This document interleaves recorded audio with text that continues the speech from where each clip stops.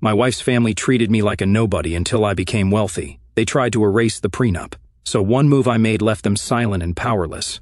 When I was 23, I met Sarah. I was fresh out of college, working my first job at an IT firm in Denver. Sarah was finishing her teaching degree at the time, and we met at a mutual friend's barbecue. She had this way of making everyone laugh and feel comfortable. I'll be honest, I was hooked pretty much from day one. Sarah came from a well-off family. Her dad owned a few auto dealerships and her mom ran a boutique in Boulder. They weren't mega rich, but they had the kind of money that made life easier. My family was solidly middle class. My dad was an electrician, my mom a nurse, and they raised me and my two brothers in a small but cozy house. We were never hungry, but things like vacations or new clothes were rare. Anyway, Sarah and I hit it off quickly. We started dating, and within a year I knew she was the one. I proposed at a park where we used to hang out on lazy Sundays, and she said yes.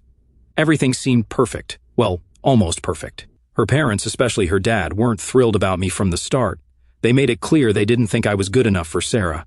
It wasn't outright hostility, more like subtle comments that reminded me of my place. Stuff like, "So, Matt, what's your 5-year plan?" Or, "Sarah's used to a certain lifestyle." I ignored it because I loved Sarah, and she stood by me. When we started planning the wedding, her parents dropped the prenup bomb. I remember Sarah's dad calling me into his office one evening after dinner. He had this serious look on his face, like he was about to give me life-altering advice. Instead, he handed me a thick stack of papers and said, "This is just a formality, Matt. It's to protect Sarah's future. I'm sure you understand." I didn't understand, and I didn't like it either. I felt insulted. Why did they assume I was going to take advantage of their daughter? I was barely making $40,000 a year at that IT job, but I had plans, big ones.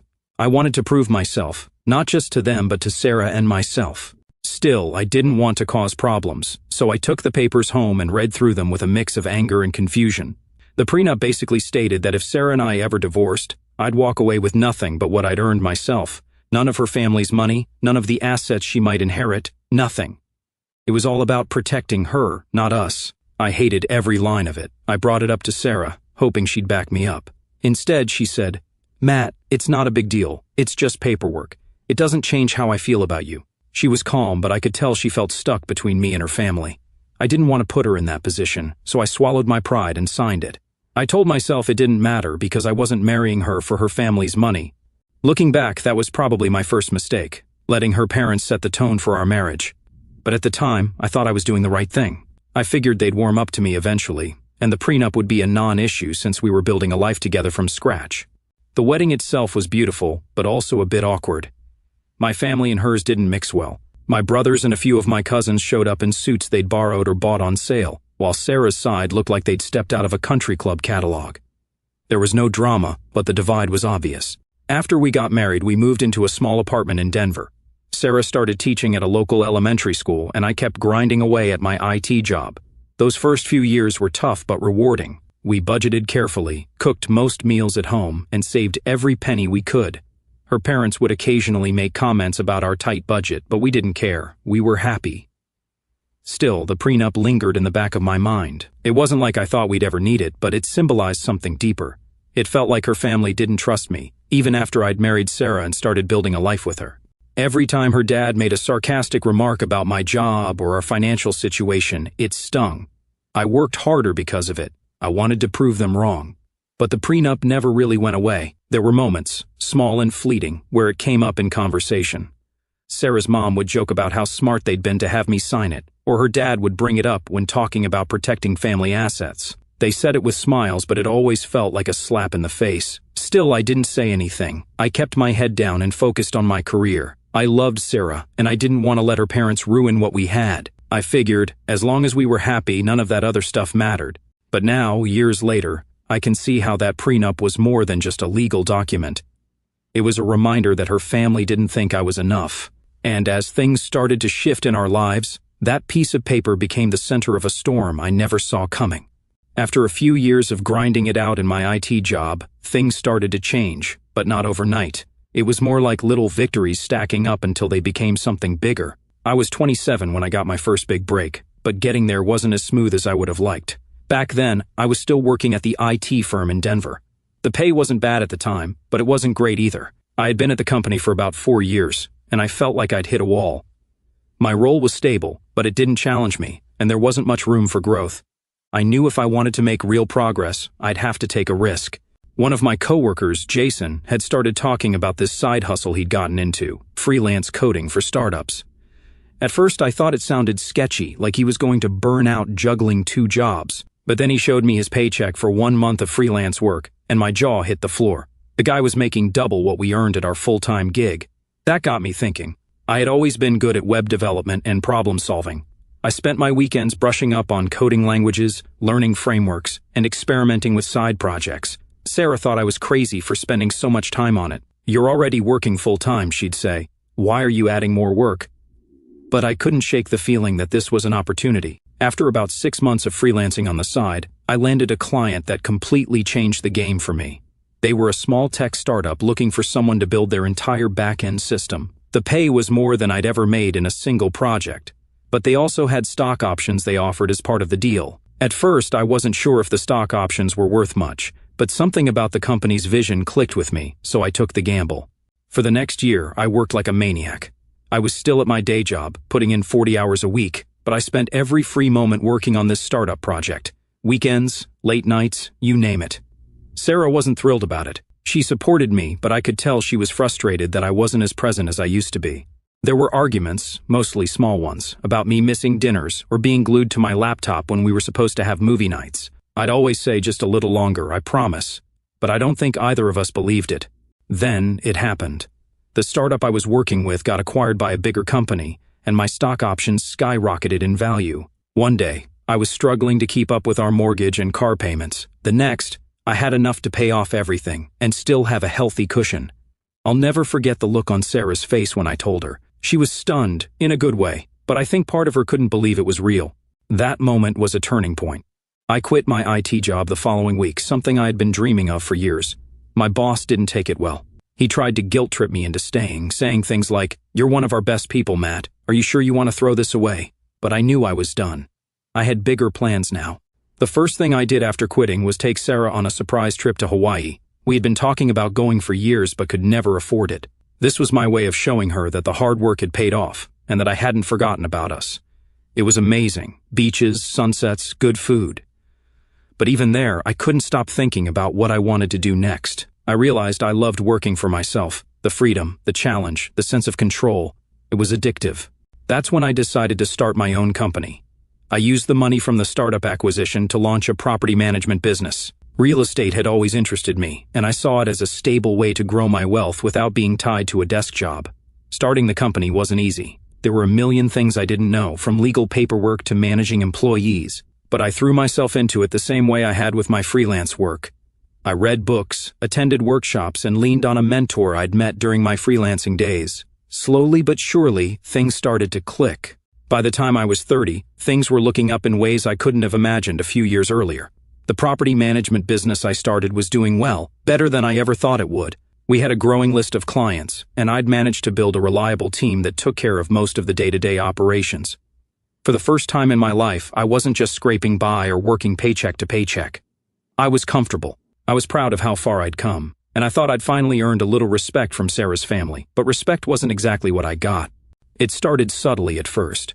Sarah's dad, Tom, would call and ask for advice on investments. It seemed innocent enough. "Hey, Matt," he'd say, "I've been looking at this opportunity to buy some commercial property downtown. What do you think?" At first, I was happy to help. I figured he saw me as someone who'd proven himself, and I appreciated that he was finally acknowledging my expertise. But then the questions became more personal. "Do you think you could invest with me?" Just to help get things off the ground, Tom asked during one of our conversations. I hesitated. On one hand, he was family, and I wanted to be supportive. On the other hand, the deal he described sounded shaky. I politely told him I wasn't in a position to invest at the time. That was the first time I noticed a shift in Tom's attitude toward me. He didn't say anything outright, but there was a noticeable coolness the next time we saw each other. Sarah picked up on it too and asked if something had happened. I brushed it off, saying, "Nah, he's probably just stressed about business stuff." But deep down, I knew he wasn't thrilled with me saying no. Meanwhile, Sarah's mom, Diane, had her own way of making things awkward. She'd casually drop hints about how expensive life had become, mentioning how hard it was to maintain their lifestyle now that Tom was semi-retired. "We're not as young as we used to be, Matt," she'd say, smiling sweetly. "Sometimes I think about how lucky you and Sarah are to have such a strong financial foundation. Lucky, that word bugged me. It wasn't luck that got me where I was. It was years of late nights, sacrifices, and hard work. But I kept quiet because I didn't want to cause any tension. Things took a more serious turn one weekend when Sarah and I went over to her parents' house for dinner. The meal started off fine, steak and the usual small talk. But as the evening went on, Tom brought up the prenup. "You know, Matt," he said, cutting into his steak, "I've been thinking about that agreement we made you sign back when you and Sarah got married." I froze. I hadn't thought about the prenup in years. To me, it was just a formality we'd done to appease them, something that didn't matter anymore. I figured we were past all that. "What about it?" I asked cautiously. "Well, don't you think it's a little outdated now? I mean, look at how successful you've become. You've built a great life for my daughter, and I respect that. But it seems unnecessary to keep that document in place now, doesn't it?" I glanced at Sarah, who was suddenly very interested in her mashed potatoes. It was clear she knew this was coming. "I don't know, Tom," I said, trying to keep my tone neutral. "It hasn't really been an issue for us." "Why change something that's been working fine?" Diane chimed in. "It's just that things are different now, Matt. When you got married, we were trying to protect Sarah's future. But now that you're doing so well, it feels like the prenup doesn't make sense anymore. You're family, after all." There it was, that word, family. It was their way of making it sound like I was the one being unreasonable if I didn't agree with them. I looked at Sarah again, hoping she'd step in and back me up, but she stayed quiet. That silence was what annoyed me the most. "Honestly, I don't see a reason to get rid of it," I said finally. "It's not like it's affecting our day-to-day lives. If anything, it's just a piece of paper that's sitting in a drawer somewhere." Tom's smile tightened, and Diane gave Sarah a look as if to say, "Can you talk some sense into him?" But no one pushed the issue further that night. On the drive home, I brought it up with Sarah. "Why didn't you say anything back there?" I asked. She sighed, looking out the window. "Because I don't want to be stuck in the middle, Matt. You know how my parents are. They just want what's best for me." "And what about what's best for us?" I countered. "This is our marriage, not theirs. The prenup hasn't been a problem for us, so why are they so focused on it now?" She didn't have a good answer. Instead, she just said, "Talk to them, okay? Don't stress about it." But I did stress about it. A lot. Over the next few weeks, the pressure didn't let up.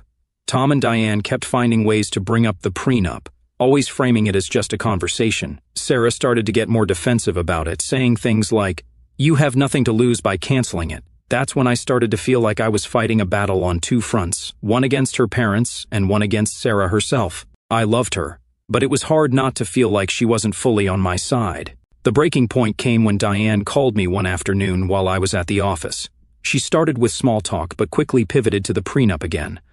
"Matt, I really think you should consider how this looks," she said. "Keeping that document in place makes it seem like you don't trust Sarah, and that's not fair to her. I'd had enough."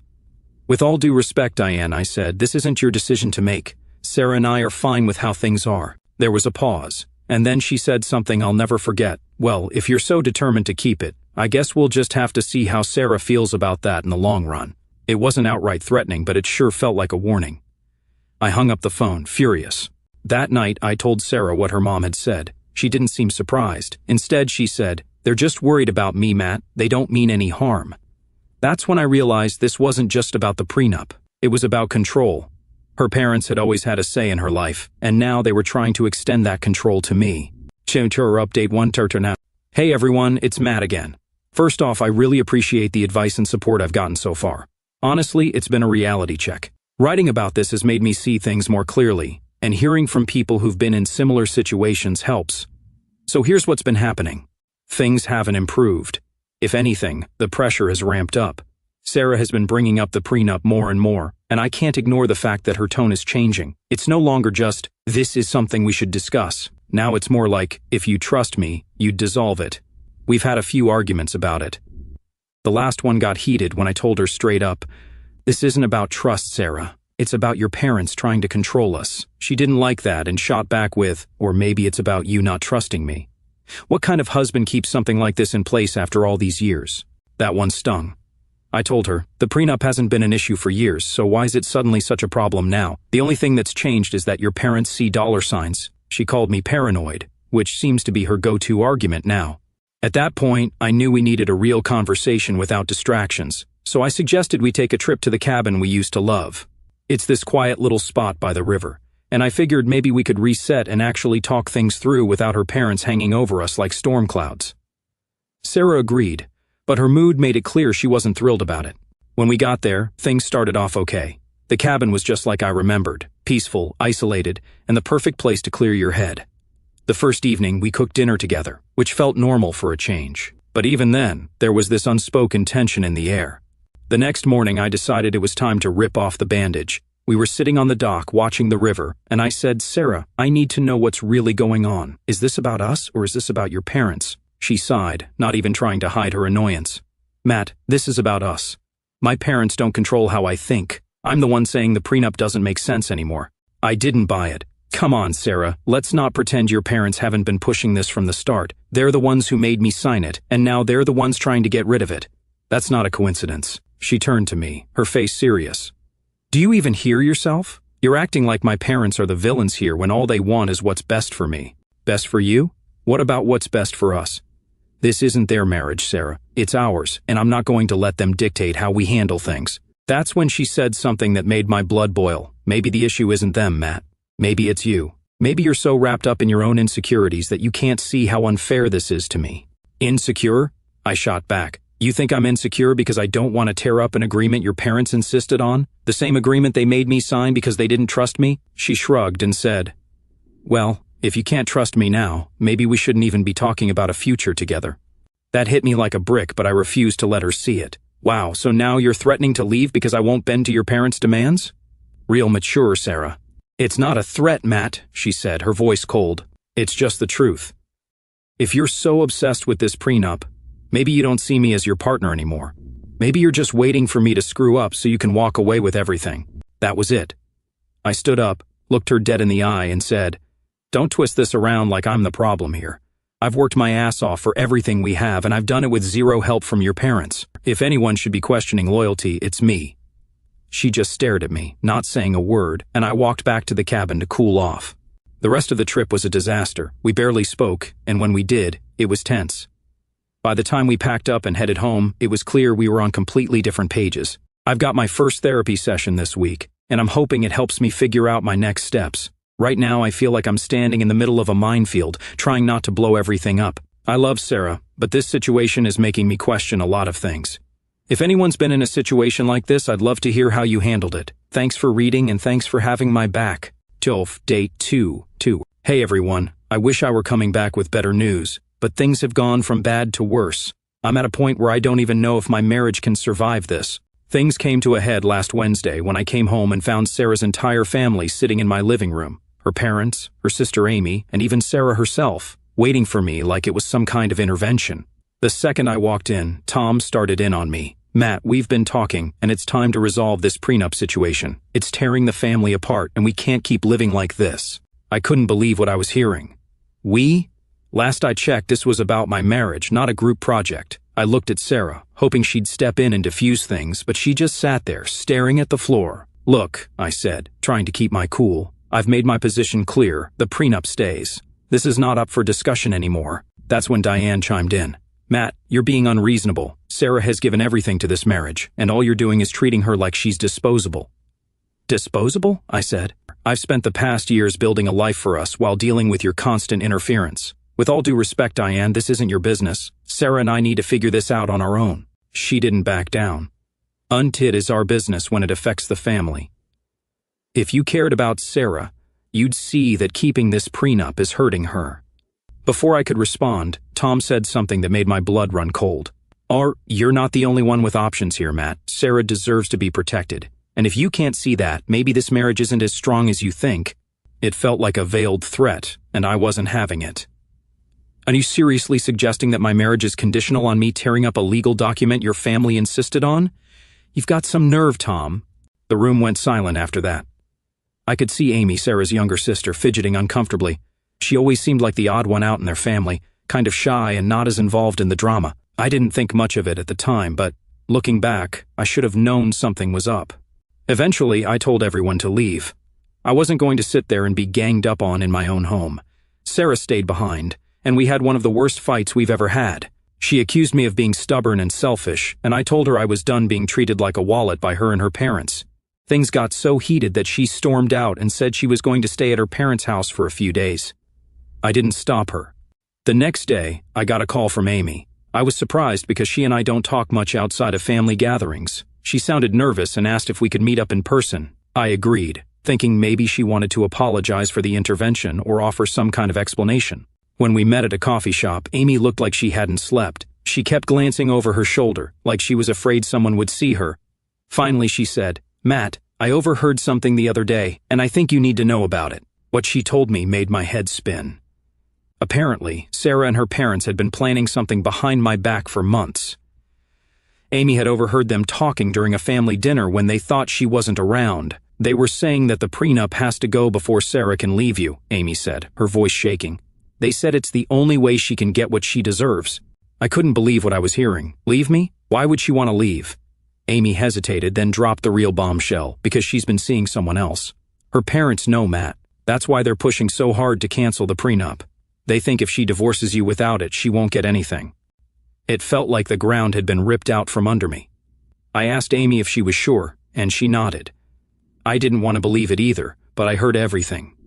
They even talked about how to spin it so it looks like you're the bad guy. I sat there in shock, trying to process what she was telling me.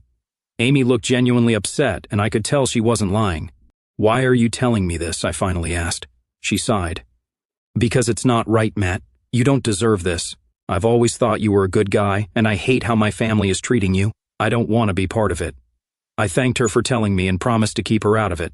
After she left, I just sat there for what felt like hours, replaying everything in my head. The long nights I spent working, the arguments about the prenup, Sarah's sudden change in attitude. It all made sense now. When I got home, I started going through our shared finances, looking for anything unusual.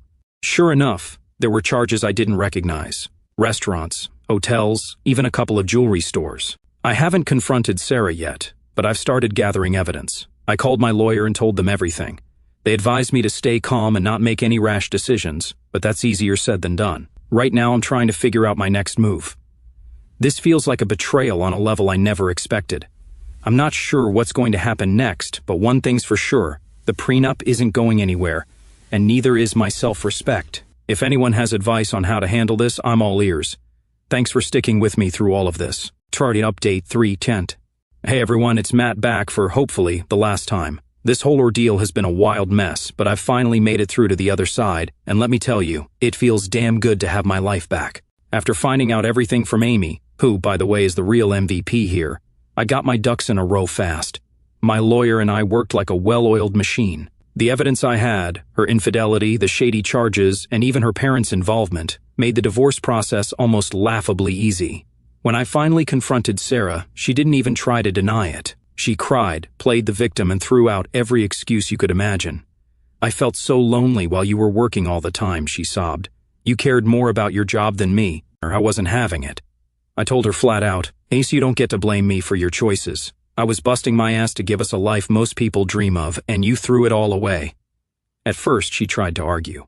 "Well, maybe if you'd paid more attention to me, I wouldn't have had to look elsewhere." That one hit hard, but I didn't let it show. I just said, "So you didn't have to do anything. You made a choice, and now you get to live with the consequences." The look on her face when I told her I'd already filed for divorce was priceless. She tried to act shocked, like she couldn't believe I'd go through with it. Then she shifted gears, begging me to reconsider. "We can fix this, Matt. We can go to counseling, start fresh, whatever it takes." I told her there was no fixing this. The trust was gone, and her actions spoke louder than any apology ever could. Now, let's talk about the prenup.